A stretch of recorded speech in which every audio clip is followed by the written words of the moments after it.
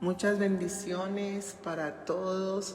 Hoy estaremos compartiendo el Salmo capítulo 14, donde vemos al hombre caído y a un Dios tan, pero tan fiel, permaneciendo siempre fiel.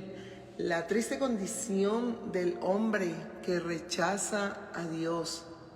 Vemos cómo allí el salmista David empieza a mostrarnos el hombre que rechaza a Dios y nos dice en el versículo 1 en adelante, dice: el necio en su corazón no hay Dios, se han corrompido, hacen obras abominables, no hay quien haga el bien. David veía a los que negaban la existencia de Dios y llegó a la conclusión de que eran necios. La idea detrás de pensar que Dios no existía era algo terrible. Y vemos nosotros cómo hoy día todavía hay personas necias que piensan que Dios no existe. La palabra hebrea traducida como necio es más moral que intelectual. David no tenía en mente a los que no eran lo suficientemente inteligentes para entender la soberanía de Dios. Él tenía en mente a los que simplemente rechazaban a Dios. Él no podía entender cómo habían personas que rechazaban a Dios. Y más cuando se podía ver todo lo grande y poderoso que Dios había sido en la antigüedad. Así que miramos que al decir necio, realmente estaba diciendo David: no hay Dios. Todos aquellos que dicen que no hay Dios son definitivamente necios. Así que es como el ateísmo, tanto práctico como teórico, que dice: no hay Dios para mí. No solo no creen en Dios, sino que también actúan según su convicción. David dice todo esto debido a la clara evidencia de que hay un Dios. La creación misma es una evidencia de que Dios existe. La humanidad misma es una evidencia de que Dios existe.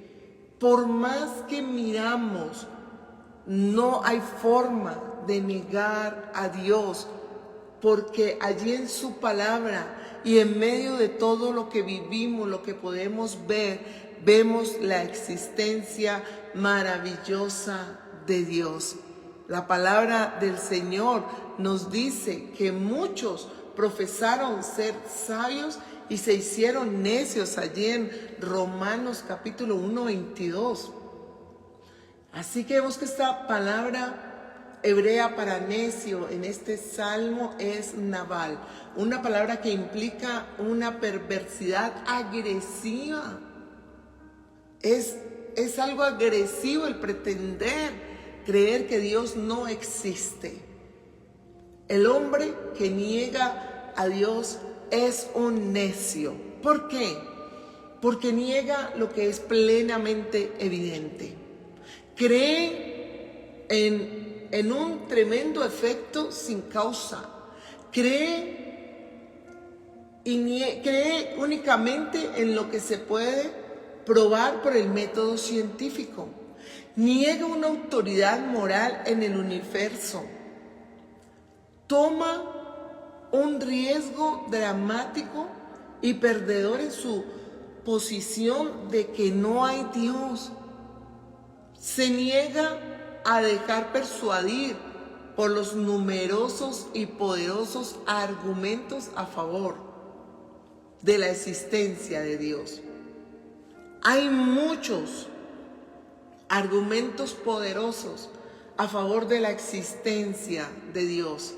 Entre ellos encontramos el argumento cosmológico. La existencia del universo significa que debe de haber un Dios creador.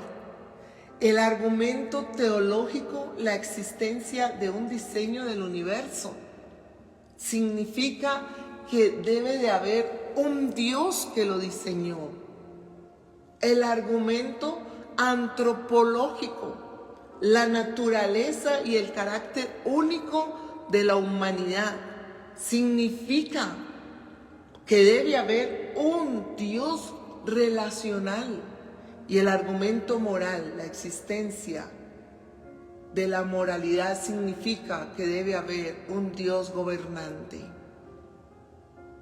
Por eso cuando dice el necio en su corazón que no hay Dios, aquí el salmista dice no hay forma de decirlo o de creerlo, porque Dios existe.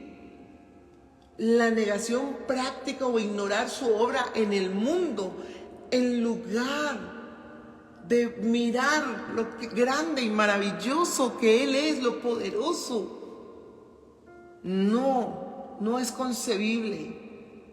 Y por eso allí el salmista dice, se han corrompido y hacen obras abominables.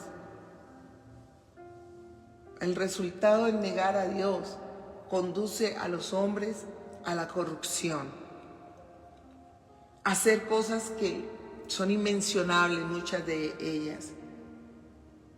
No hay quien haga el bien. Es difícil encontrar a alguien que haga el bien.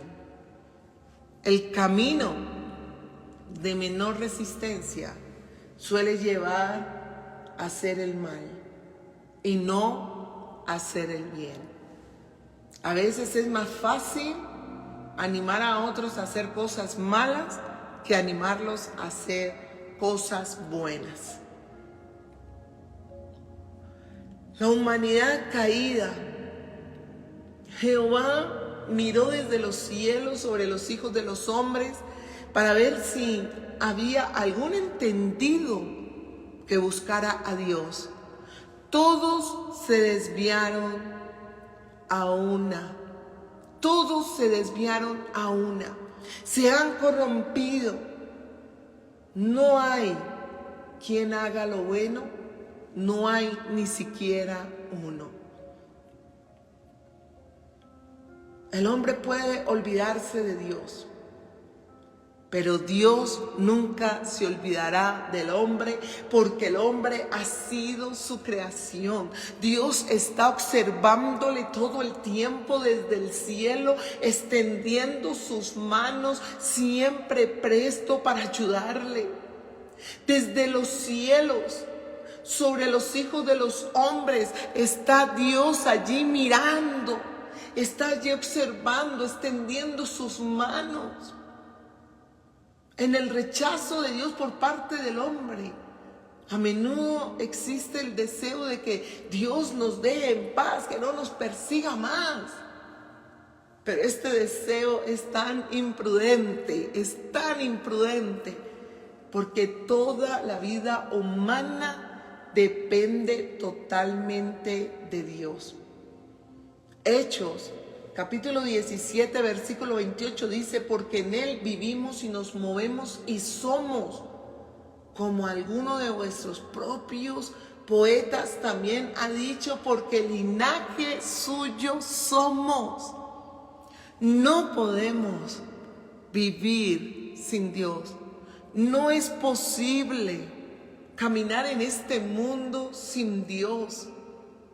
Dios está ahí todo el tiempo. Dios tiene derechos sobre su creación porque Él es un Dios creador. Así de que por más que una persona diga ser atea, por más que una persona trate de ignorar a Dios, le va a ser muy difícil, porque obra suya somos. Obra suya somos. El Señor buscaba algún entendido, algún entendido que buscara a Dios. Cuando Dios mira desde el cielo, una cosa que Él busca es si hay algún entendido en la humanidad. Dios busca aquel que anhela tener su presencia. Dios busca aquel que venga y se humille delante de su presencia. Él busca aquel que todavía entiende y comprende su dependencia total al Señor. Oh, qué tremendo es cuando venimos y pasamos en esta forma de adoración, donde buscamos a Dios, donde muchas veces no queremos la religiosidad porque es vacía, pero queremos esa comunión, ese encuentro con Dios, donde solamente queremos ser Él y yo.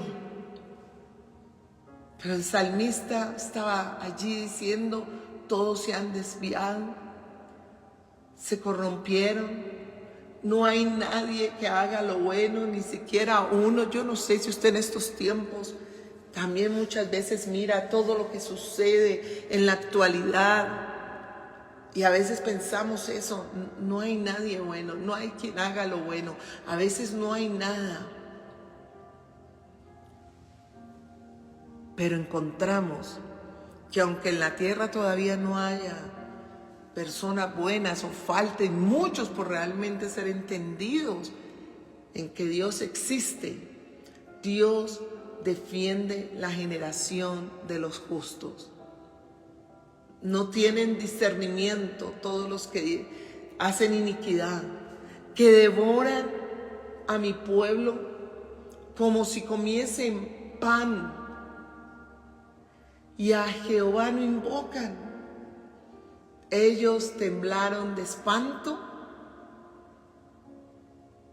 porque Dios está con la generación de los justos. Del consejo del pobre se han burlado, pero Jehová es su esperanza. Dios sigue siendo la esperanza de su pueblo, de aquel que le busca, de aquel que con un corazón sincero y humillado viene delante de su presencia y se rinde.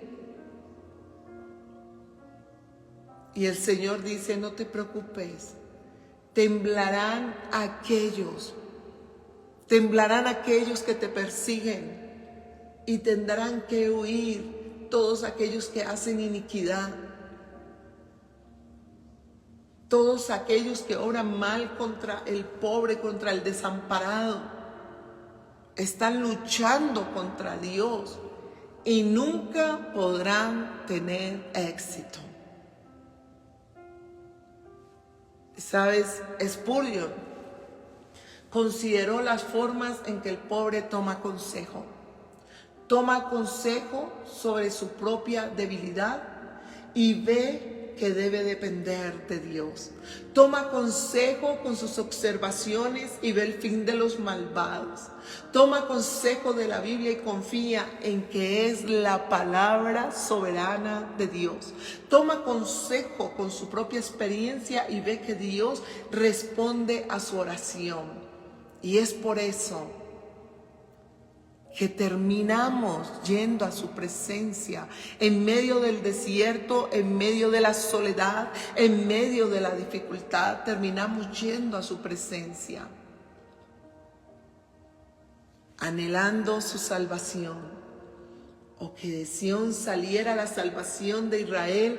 Cuando Jehová hiciere volver los cautivos de su pueblo, se gozará Jacob y se alegrará Israel. Que de Sión saliera la salvación. David sabía que el Señor era un refugio para su pueblo y que los que obraban iniquidad nunca vencerían.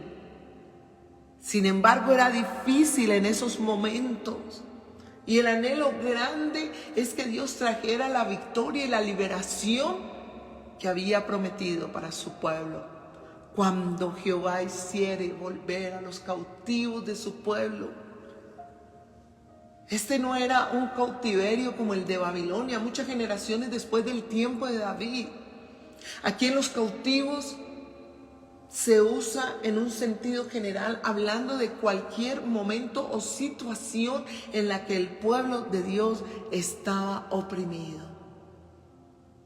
Cuando hiciere volver, cuando el Señor te hiciere volver de la tristeza, cuando el Señor te hiciere volver de la soledad, cuando el Señor te hiciere volver en razón de la equivocación, del paso que has dado o del camino que has escogido.